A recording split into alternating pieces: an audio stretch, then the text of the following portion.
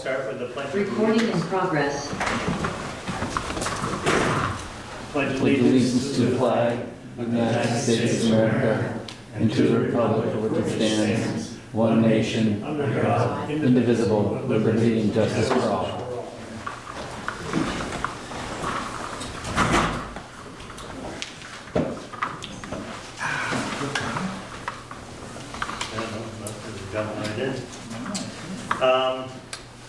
So we're going to get started with an overview of Article 2. This is a 2, right? Yep. Regarding the city budget, there are handouts up here if anyone prefers, or if you already have them. And we have our chief financial person, Sarah Macy, on the call with us. So between Sarah and Dom, we will review the budget and open it up for conversation afterwards. So if anyone has any questions, we will entertain those after the presentation. So Dom, I'll turn it over to you. I'm going to let Sarah lead this part. All right. Sarah, it's all yours. All right. Thank you. Give me a hand signal or something if the audio gets funky and I'll slow down or start over. Okay. So we are talking about the FY25 budget. This is the time period from July 1st, 2024 through June 30th, 2025. I'm going to start with just the bottom line up front, which is this. This budget proposes a tax levy increase of $30,422, which is 0.6%. That is less than 1%, 0.6% to be precise, and an increase in the tax levy from this year over last year. The impact on a property in the city, if your property is assessed at $200,000, this is an estimated $7.40 impact on the entire year, or less than $2 per quarter. If your property is assessed at $300,000, then this is an $11.10 impact on the year, or $2.80 per quarter rounding. The total budget is $13.8 million. And to give you some perspective at a high level, the budget is made up 54.5% for salaries and benefits. So of that $13.8 million general fund budget, $7.5 million is for personnel. To put this in perspective, the second largest category is our annual debt service that clocks in at 10% of the budget, or $1.4 million. Categories 2, 3, and 4 follow in quick succession, with the debt service at 10%, professional and purchase services at just shy of 8% for $1.1 million, and our proposed capital spending of $910,000 this year, which is about 6.5%. The majority of our programs have remained unchanged year over year, with some notable exceptions in the FY25 budget. The most notable, or the largest change here, is the expansion of the police budget to include policing of the town and the city. And this includes an expanded number of personnel. We have 4 new officers, 4 new patrol officers, and the addition of 2 detectives for a street crimes or drug crimes unit. This budget includes the first of a 2-year citywide reappraisal. The clerk's department sees some increases for the national election. The city, as most of you already know, has acquired the Weldon Theater and is now running that as part of the recreation department. So there's an expansion in recreation to cover the theater. This does include consolidating some of the part-time salaries in the theater to have a full-time theater manager. In the Finance and Administration Costing Center, we've expanded our ranks to include a Director of Economic Vitality. Over in parking, we are looking to add a parking position to help with parking enforcement, as well as proposing a system that eliminates all the gates. And that is about a $100,000 upgrade I'll get to when we talk about capital. So hold on, I've got a little bit twisted here, but our major changes and programs for the police, the Weldon for recreation, the reappraisal, the presidential election, we've added the economic vitality person, parking, and also in recreation, now that the city is Firmly planted up in Hardack, we've expanded our recreation team to include a Hardack maintenance person. So those are the major changes in programs year over year. In that $910,000 of capital that I was talking about, we're proposing the police department annual vehicle replacement, which is $200,000 for 5 vehicles, which will be a combination of new and used vehicles. We are proposing to spend $300,000 on the annual paving program, which is an increase of $25,000. Also in Public Works, we will be replacing one of the tandem plow trucks, which is $270,000. The upgraded parking system that eliminates the gates that I mentioned is $100,000. And we're continuing our annual parking reserve of $30,000. Lastly, in the capital pot, we are planning to spend $10,000 on self-contained breathing apparatus in the fire department. Of those major capital expenditures for FY25, there are 3 proposed new debt issuances. The $200,000 for police vehicles will be paid for with the new debt issuance for a 3-year lease term. The new Public Works tandem plow truck will be paid for with a new debt issuance. That debt will be serviced by the general fund, the water fund, and the wastewater fund. And the $100,000 for the new parking system will also be serviced with a new debt issuance. Those are the major changes during the year, and I would be happy to field any specific questions if anyone has them.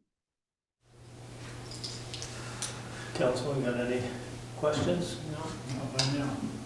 And I'd open it up to if anyone has a question, I ask that you just come up. Make sure you're on the sign-in sheet and ask your question. Mr. Bushy? Yes, sir. How are you? Very good. You sit here right here, you said? Yeah, sure. Please. Yeah. Holding on. Sit down here, just. Your hand, Mike. Okay, now we're good. Thank you. I don't get down here too often, but I made it down here tonight. Question I have, with money being spent in the city here, right now down there where the police department is there now, the lease of that paying approximately $20,000 a month, is that what I understand? Okay. So what I'd like to see is how about Fairfield Street across from the church there, that piece of land there, I'd like to see, had the city buy that, you could put the building up there for the police department. Also, where the fire department is in now, that building is pretty all dilapidated. You could put the fire department up there, and you could put the public works, all in that one area. That's something to think about.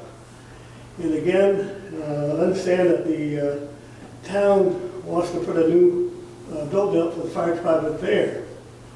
I'm just wondering, where the fire department is there now, right now you've got the police department, the town there now in the city. I'm just wondering, would it be beneficial to put up one building for the 2 fire departments? Would be something to think about. There's a building down there right now, I think it's a disaster. So we'll look at both of those. They're not bad ideas, they're ideas that have come up before. Yeah.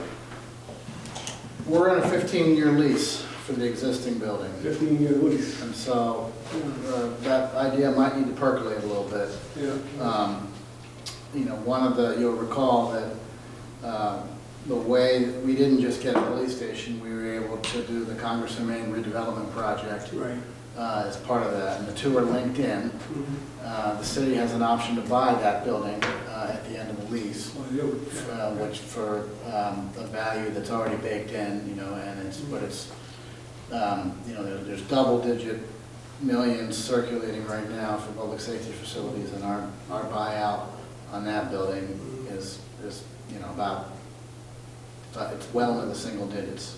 So we'd be spending money to do that. There'd be some operational efficiencies, perhaps. When we had a conversation with the town to explore the fire options, and I encourage you to talk with the fire chief for his feelings about that building. It needs some love on the outside, for sure. Oh, yes, yes. But the heart of the fire piece of it is pretty sound, right? So he, you know, that last week he and I talked about it. He'd rather make some of the improvements to that building. Yeah, sure. You know, one of the challenges in combining with the town is on a facility is two. One, you got the railroad tracks in the middle, so it's hard to ever get away with just one facility. Yeah. And two, you know, that we'd probably want to combine our staffing first before we built a facility together. And that's a little bit harder to do in fire than it is in police. Because we both, you know, it's more of a marriage, right? You know, they're all good ideas. You know, I mean, the parcel you mentioned has a lot of potential, and it's on our list. It's on our opportunities list. So, I'd just add that there have been conversations with the Catholic diocese. Right. Not that there's any proposal on the table, but they're sort of they put it on the back burner, that discussion, until they get a bishop. Right, I understand. They get going until they get a bishop. So we had a discussion a month ago. So that's sort of on wait and see.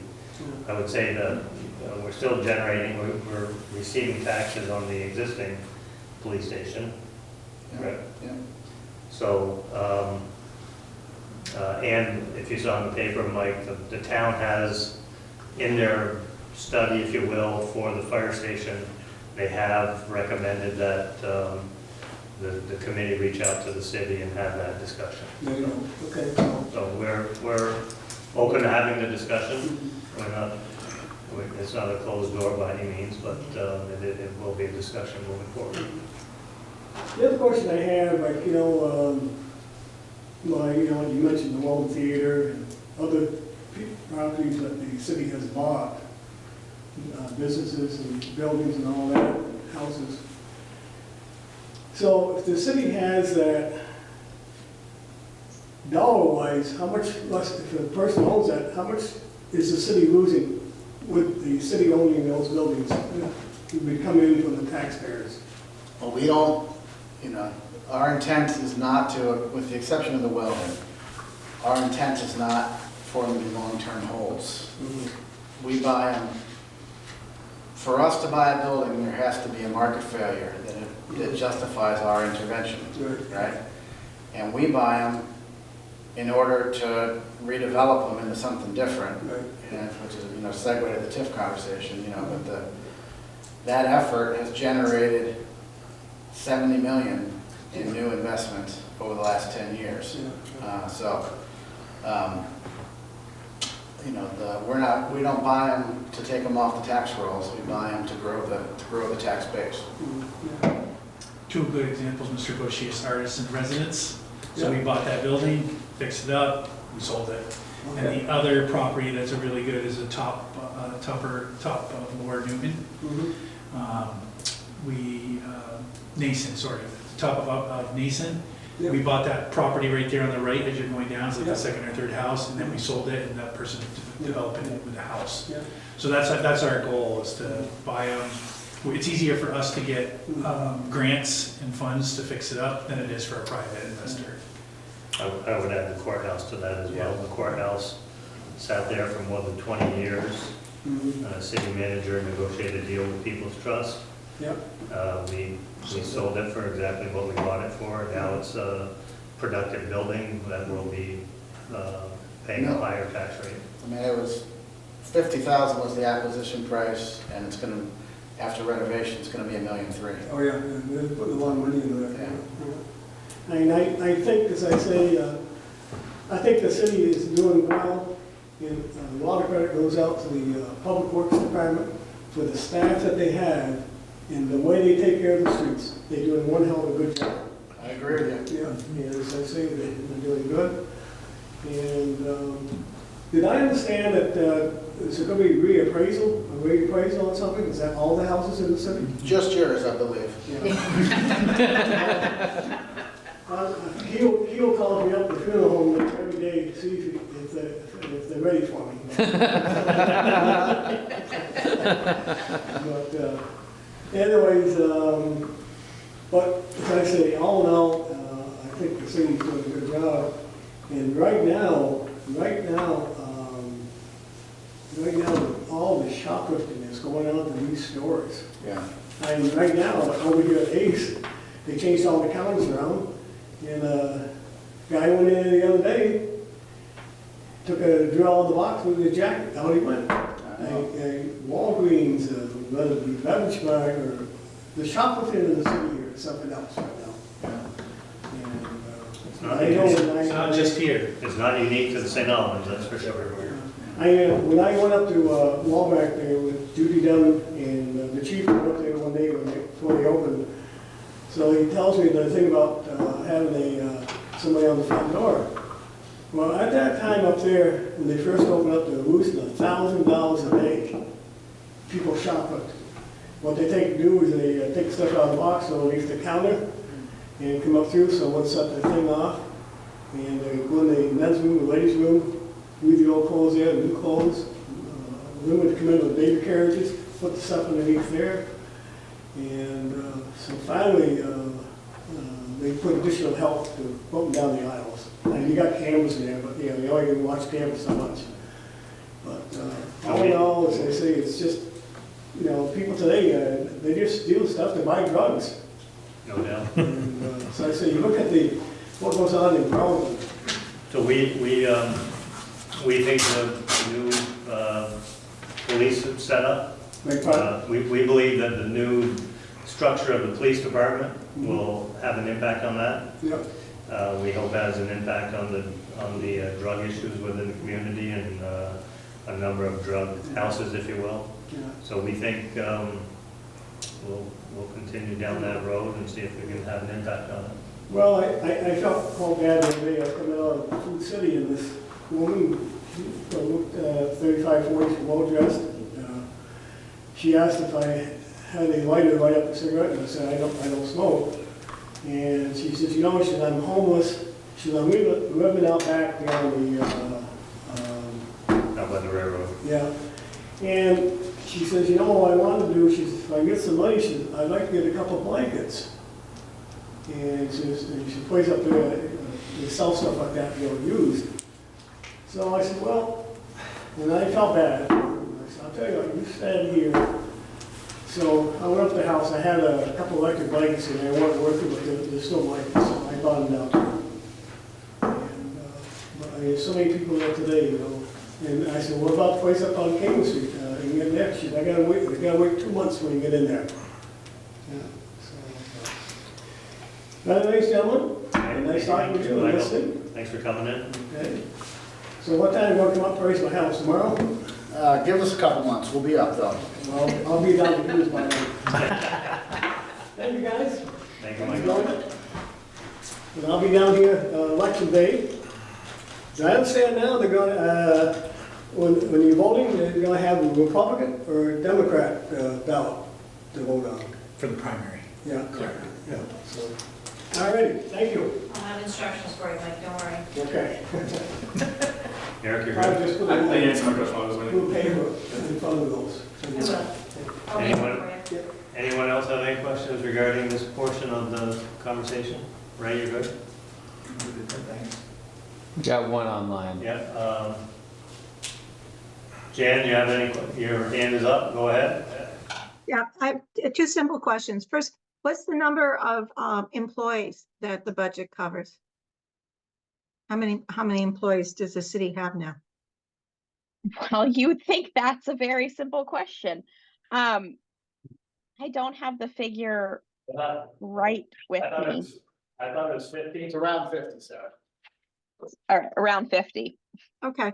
And the other thing is, what is the new economic vitality position?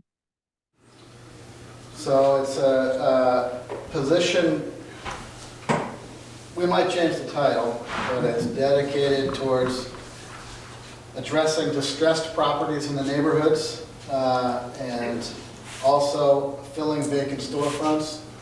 And so working directly, we had a part-time person in that capacity for a few months. So the new business that just opened up on Main Street called Little, that person was instrumental in finding that business, finding a space that would work for him, and helping to put together a redevelopment package that allowed the space to be fit up and the new business to open. So it's continuing that type of work. Thanks. And just to reinforce, the continuation is a key word, I think. Since COVID, we had access to a lot of COVID dollars that we used to improve the downtown. And then the neighborhoods is a key focus as well as we move forward. So I think that's where the street crimes unit will help getting some apartments cleaned up, we hope, and getting them renovated and rented. So The economic vitality person will work on that as well, about cleaning up apartments. well, focus on the apartments that need rehabilitation. We have a number. There's a couple on Lake Street that we've had discussions with the property owners, but looking with them to get the properties cleaned up. Thank you. You're welcome. And there's a grant we help administer through Franklin Housing Trust, right, or Chittenden Housing, something like that. Champlain Housing Trust, and they have grant funds for fixing up those types of rentals, right? As does VHIP. Yeah, I mean, there's a number of different ways to find the revenues to fix them up. The challenge, as you know, from the one down, a couple doors down from you, is it really takes a lot of face-to-face contact to help persuade somebody that we can help them fix up the outside of their building and stabilize the rest of the neighborhood. Okay, thank you. Any other questions on the budget portion of the agenda? Hearing none, we'll move on to item number 3, which is the TIF public information session. So, Mr. Mayor, I'll cover a couple of the nuts and bolts of how TIF works and how the 11.4 is proposed to be spent. And I'll do a handoff to Sarah, who's going to run through a checklist of required items under the TIF statute. And similarly, we'll open it up for questions again. Article 3 is titled TIF redevelopment bonds, and it asks if the city shall issue general obligation bonds or notes in an amount not to exceed $11.4 million for the purpose of financing tax increment financing district public improvements, such as land acquisition, brownfield remediation, utility improvements, parking construction, site work, roadway construction, streetscaping, professional services and related costs, and for the payment thereof, plus the credit of the city, in particular the revenues generated from the TIF. So, for the last 10 years, the city's been running a tax increment finance program, which in a nutshell allows the city to issue bonds for certain public improvements, which are then paid off by the tax revenues that are generated by new development.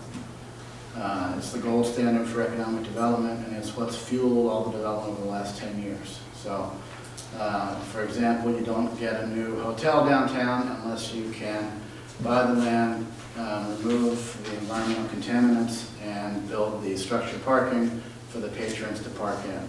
So the brownfield cleanup and the parking garage is the public improvement. Same thing at Congress and Main across the street. The city assembled the parcels, removed the contaminants, and brokered the deals for the new buildings that needed the parking. We, in most instances, continue to own and operate the parking. And the St. Albans development model then has been pretty widely successful, and I shorthanded to we use TIF to pay for the deal killers. Developers can't make sufficient returns on their investments if they have to own all their parking and cover all their brownfield cleanup costs. particularly in secondary real estate markets outside of Chittenden County, so they develop elsewhere.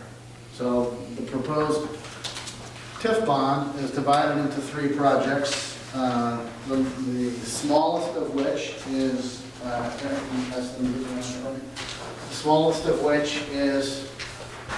$200,000 for additional to reimburse ourselves for brownfield work at the courthouse, that the mayor referenced.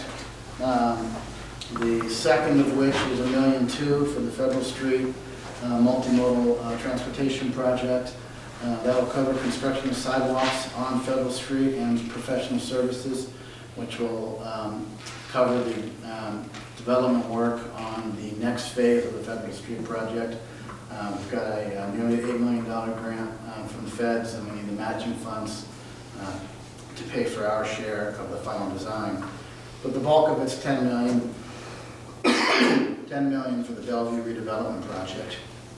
Bellevue envisions 2 buildings, mixed-use buildings, the first of which will be the Bellevue building on Main Street. We're going to keep the Bellevue facade, but build a new building in back of it, and then an additional building which is shown in the rendering.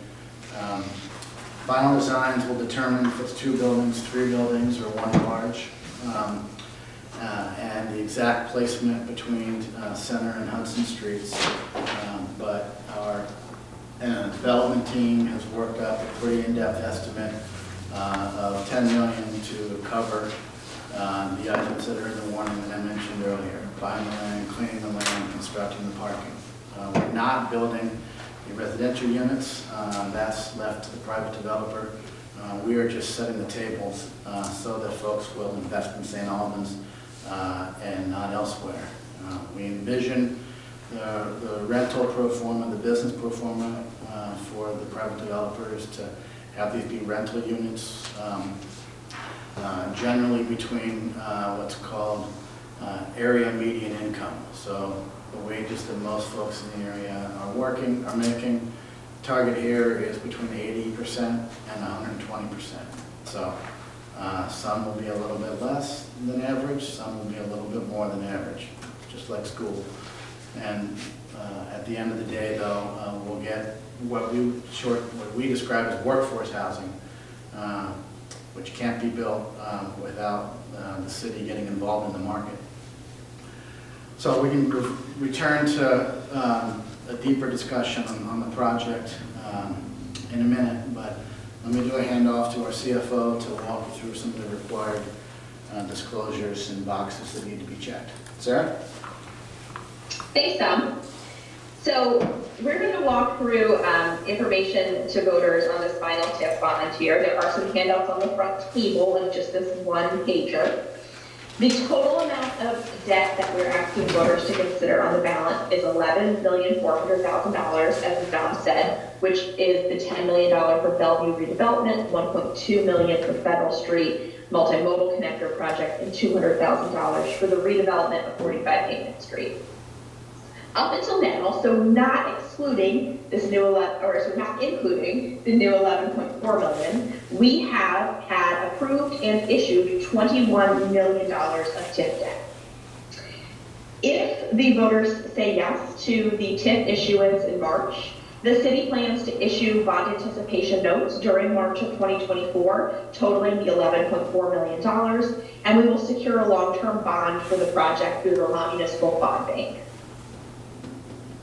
We're estimating 4.21% on our final long-term bond, which is based on our latest bond issuance in 2022, factoring in current market trends.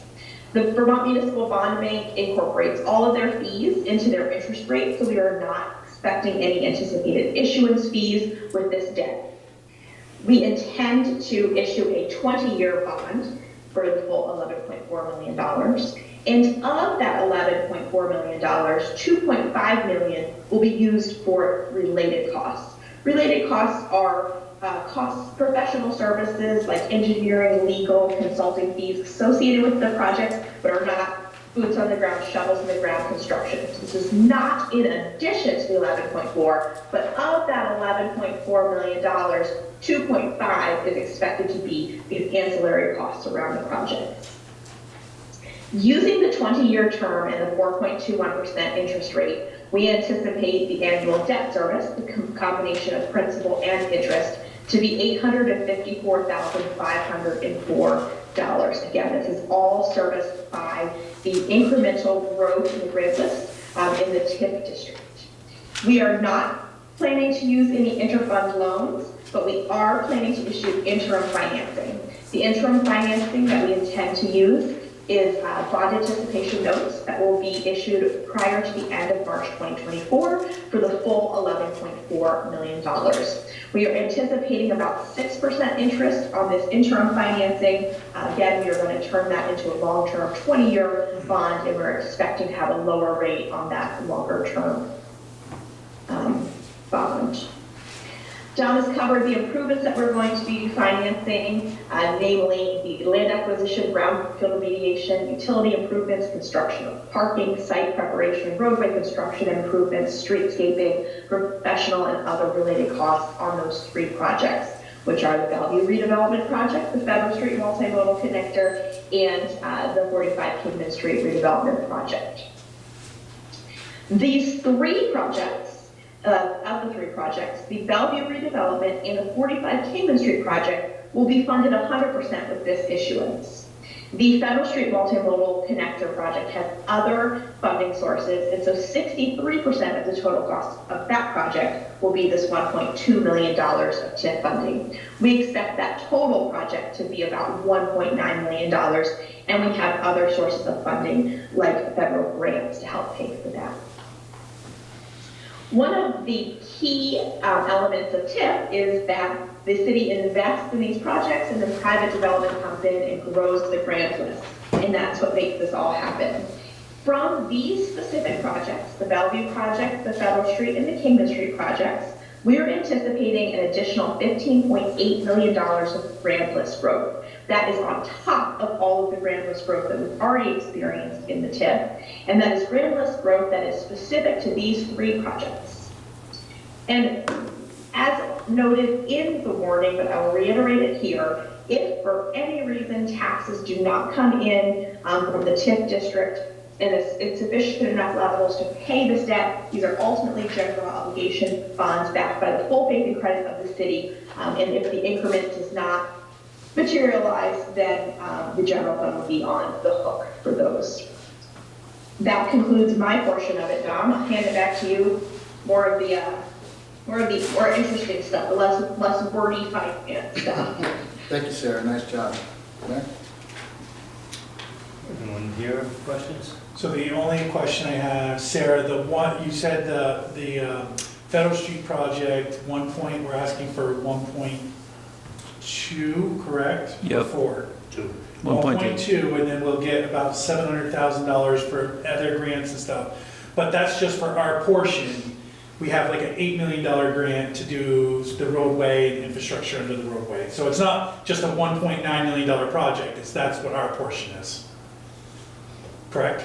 Chip, yes, Chip, you have more of these details. I'm gonna punt it to you. Yes. Okay, thank you. I don't want everyone to think, wow, we didn't do this years ago because it's only 1.2. Yeah, right, exactly. No, we would have done it a long time ago. Very expensive Right, project. exactly. Yeah, okay, thank you. Audience, any questions? Eric? Yeah, come on up. Yeah, this has been a great project, honestly. Not project, but great initiative. I'm hoping, my first question is, what is the city planning to do next after the TIF obviously runs out or is no longer available? It's a good question.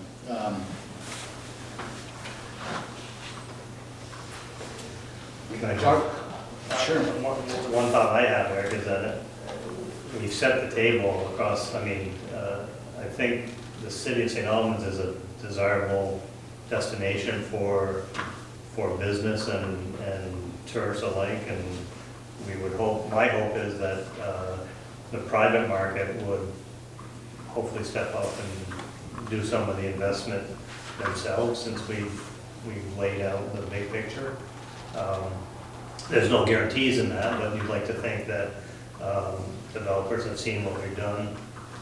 They won't have access to those same programs, but hopefully they see the value of investing in St. Albans.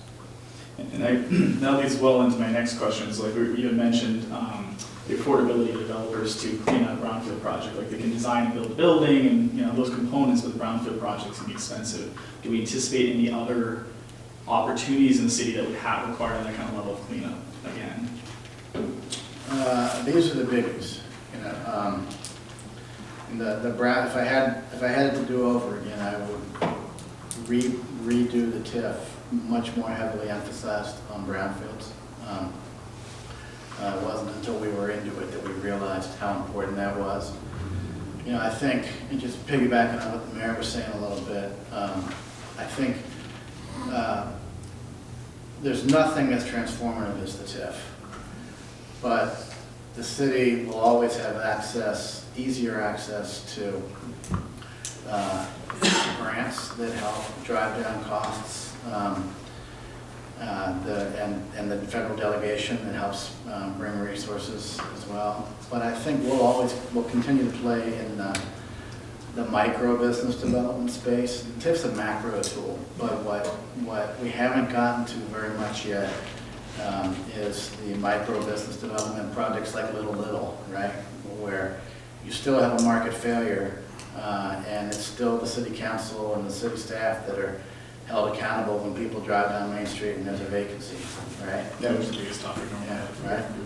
So I think there's a funding source there for the local option tax to continue to fund the redevelopment fund, and the redevelopment fund was assembled through the first project, the downtown core project, and the sale of the land. So we'll continue to look for land sales as a way to recapitalize the redevelopment fund with non-taxpayer dollars that can be used to grow the tax base on behalf of taxpayers. Makes sense. I'd also add that private developers are still have access to brownfields money. There's state programs, there's programs for regional planning. Probably the big difference is those programs won't always cover 100% of the work. So the private developer will have some skin in the game to a certain extent. But there are other programs that they can access. It's just that they won't be absorbing sort of no cost on the brownfields. So. Well, I appreciate it. I was just going to say that my biggest thing is like TIF was definitely above my head before a couple months ago, and I delved into it. And it's a great resource, and I think you brought in like the great background and knowledge for that tool and to utilize that tool correctly. I really hope the state comes up with something to help continue kind of encouraging that kind of development. But I'm glad that we have some plans in place. Does the city plan at this point to solicit business and developer and residential input as far as the next potential bigger projects, or is with regards to the potential projects that would have been TIF funded but aren't going to be TIF funded? Yeah, I mean we're always out there. Not so much soliciting, but networking, right? Yeah. And and most of the deals that we've seen in the last few years grew out of a conversation that somebody stopped by City Hall one day to see what was possible.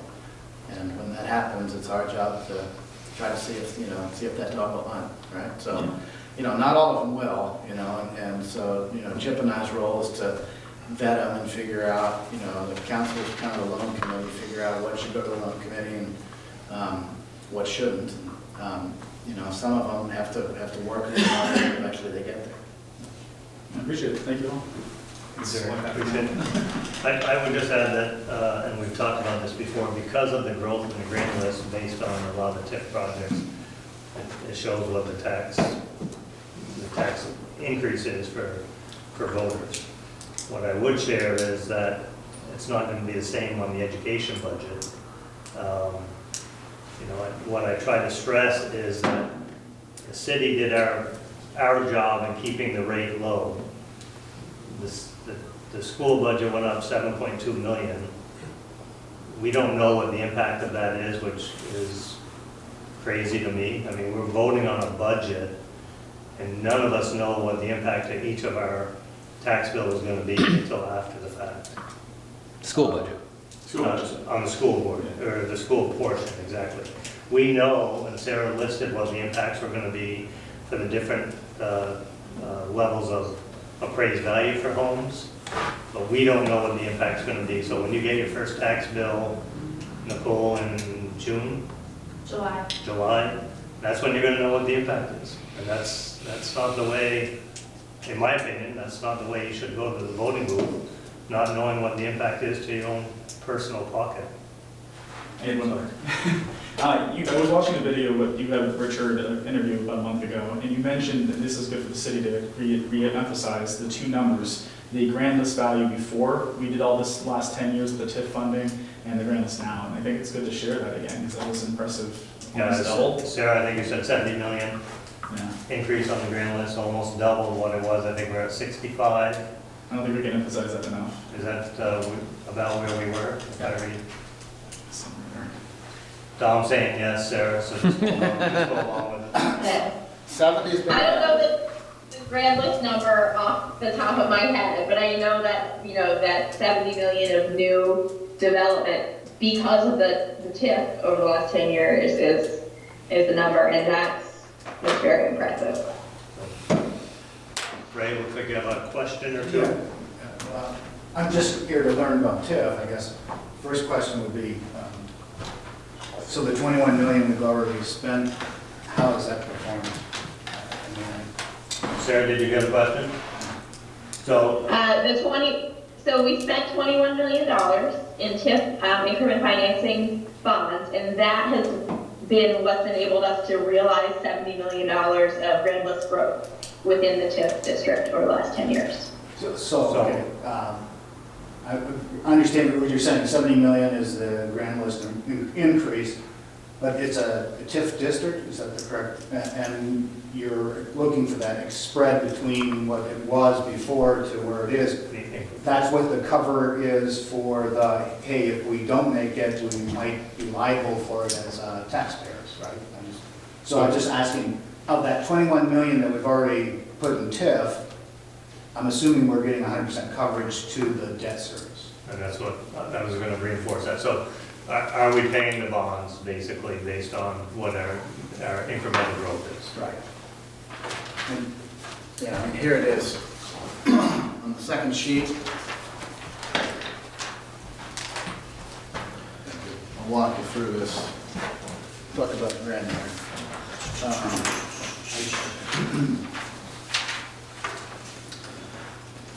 So on the far left, you see the column, total TIF revenue from increment. Yes.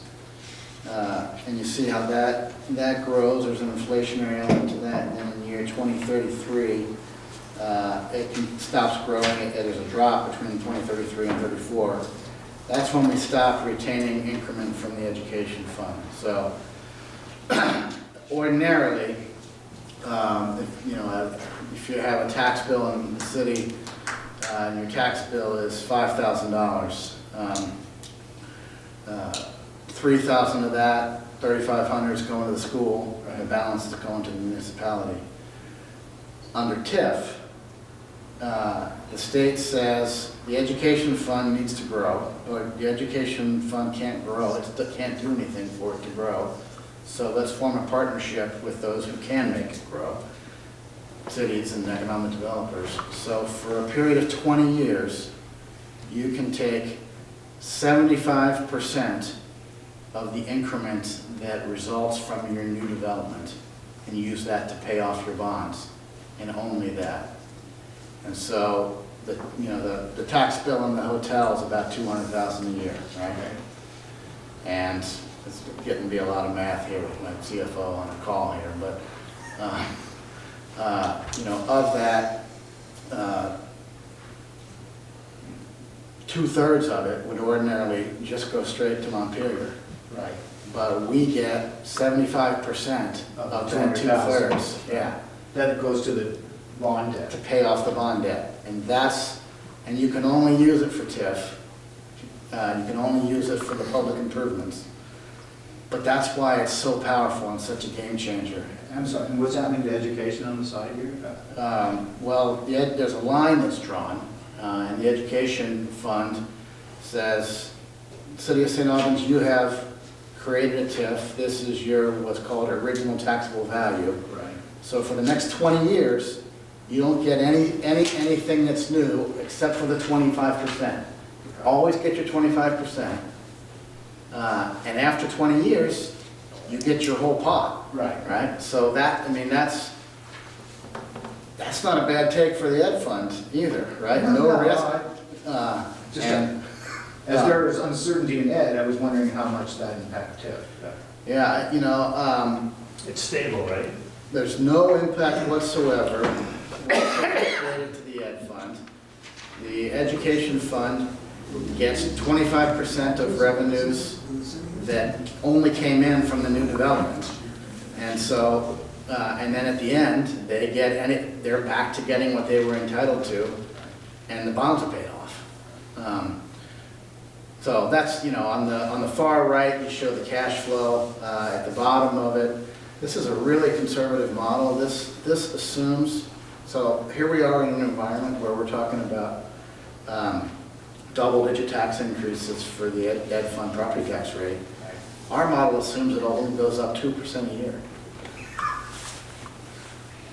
And at the end, if you look way at the bottom in year 2047, that's still forecasting nearly $9 million surplus. So that's, I don't mean to lecture, I was trying to give you the explanation. Yeah, no, I just Back to wanted, your question. my question really was about that 21 million, has it been performing well? I mean, we invested already, right? Yeah. I have no feeling for that investment we've made, like, you know, yeah, we're doing it, it's recovering, we have nobody who's, right, because this goes into private hands, we're taxing people, nobody's falling down and saying, hey, I can't do it, so so far it's been a success story. It's been the biggest success story in a generation. It's returned an investment of 3 to 1, right? We spent 20 million, Yeah. and our tax base has increased by 70 million. Just on those projects. Yeah, I mean, grand list wide, it's increased even more. yeah.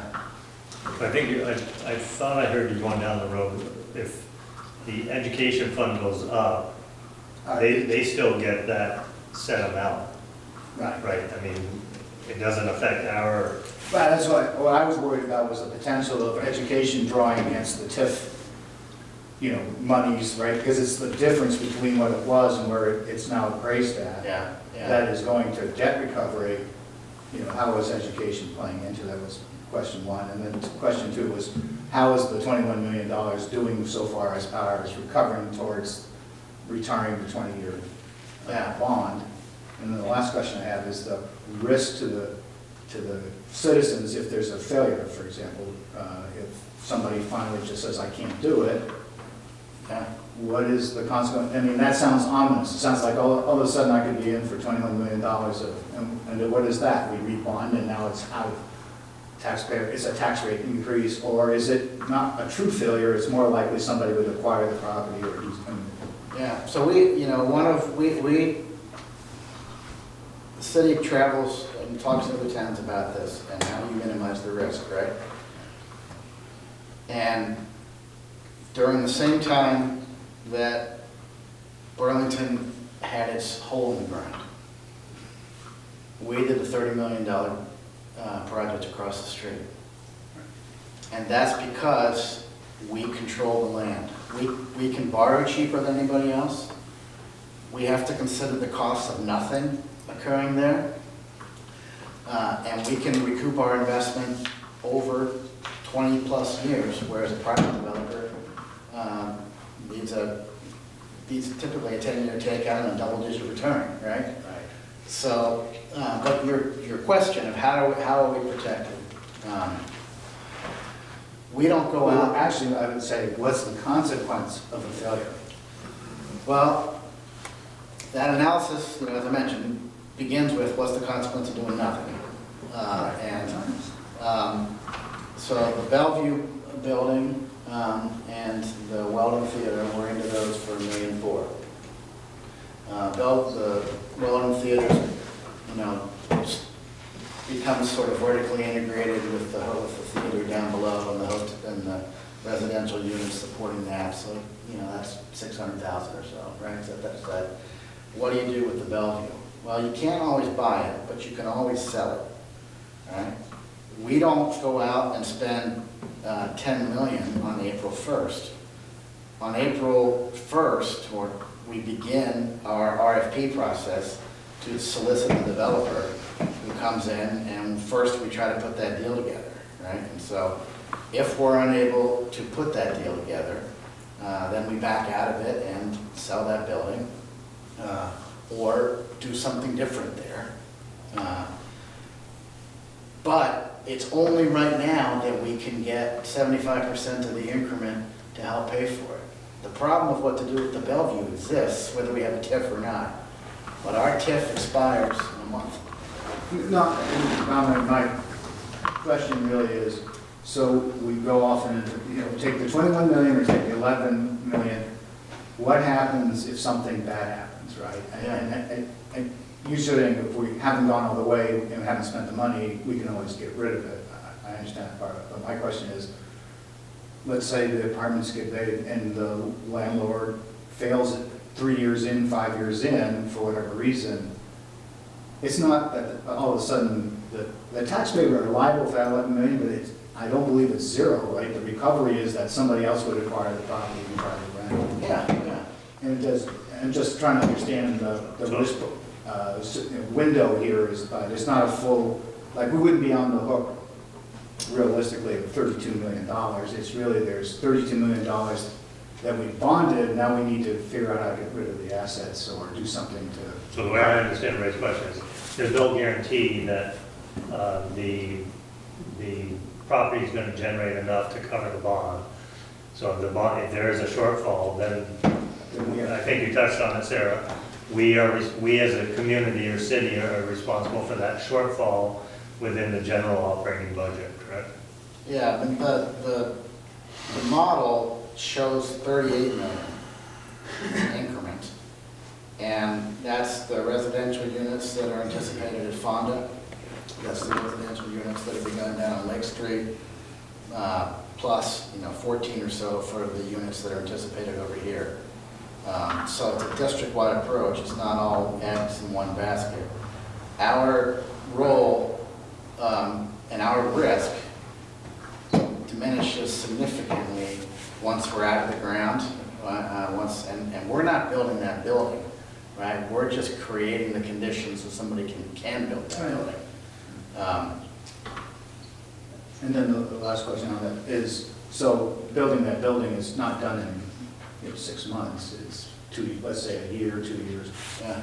TIF is running, so in the front end, we're covering that cost until they're up and generating revenue. Yeah, there's a cash flow issue, and it's in the model there. There's a cash flow issue of managing your TIFs because there's typically a 3-year lag between when we spend the money and when the increment starts coming in. Okay. Well, those are my questions. Thank you. By the way, I do believe in TIF. I think it's a great idea. I just don't understand the mechanisms. Yeah, those are good questions. I appreciate it. Thank you. Thank you, Ray. Could I add one quick thing? The 21 million is actually, the principal is down to 14 million at this point, so we've already paid back about a third of it, and that's done completely within the increment. So we already have some successes behind us. Oh, good. I appreciate that. Thanks, Eric. Sorry, I had one follow-up question. Speaking to the education piece, the state site had the piece on after 20 years. The base and the entire increase in property revenue are paid in perpetuity to the education fund. So does that mean we no longer witness any of that benefits of the TIF increment at that point, or is? No, they're just talking about the haircut they take for the first 20 years. Okay, because there shows like total taxable value after TIF ends, and it shows purple for education, so it's like, I wasn't sure if that would fall into that or not. So I was Well, curious. so on this spreadsheet here, Yeah. you'll see that yellow line is when we stop retaining ed increment. So that, the TIF is 33% less powerful after we close out the ed fund, the ed portion. But the TIF continues until all the debts are paid off. As I tell the mayor, the greatest time to be city manager is in like 2034, because then you got all that tax base. Gotcha. Well, that's what I was wondering. That's why I was curious if the education fund continues to take on just the increase the revenues from those particular stations. Yeah. It sounds like, no. And my response to that is it ain't happening. Just curious. Just what the state laid it out, I wasn't sure. I won't be around in 10 more years. I just want to say, we were really fortunate when the TIF came out. We had the Myland property, the state office building, the new REARC building here, just like everything fell right into place right at the beginning. So we didn't, I don't think we struggled per se like Barry did at the beginning. They just struggled trying to build that TIF up, so. Great. Yeah. Does anyone have any other questions on budget or TIF? I think those are the agenda items. Jan has her hand raised again. Oh, sorry, Jan, go ahead.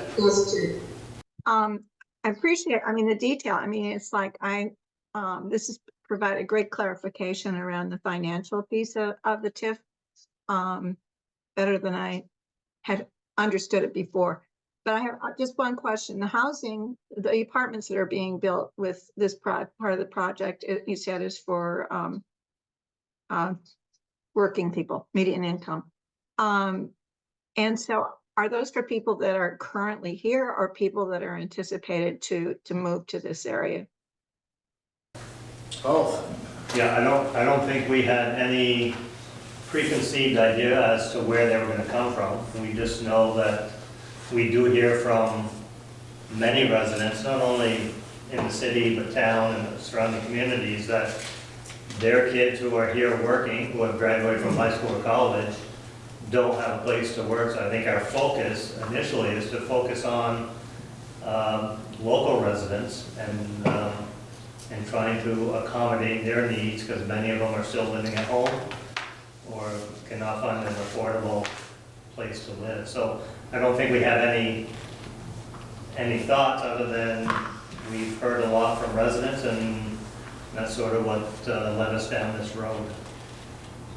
And then the other part is, are there efforts around development of the economic development, jobs, additional jobs in the community where we would now have housing that would be available? Well, you got a couple of things going on. You've got Beta Technologies, which is sort of the business that's you hear the most about, and that's their desire to develop an electric plane. They have taken space at the former Energizer building. They're looking, I just got a notice, I think they're looking to hire another 10 or 15.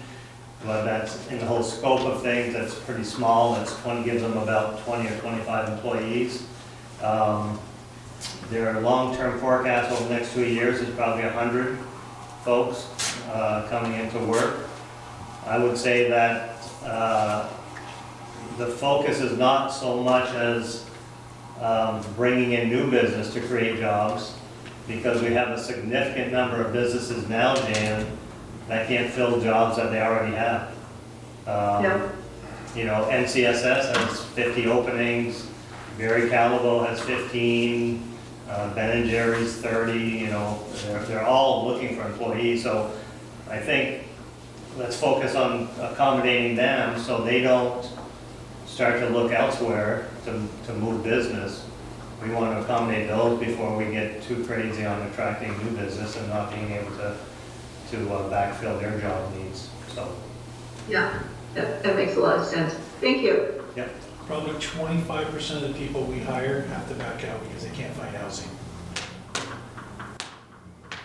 That's at the state. That's throughout the state, Any other questions? Any comments, council?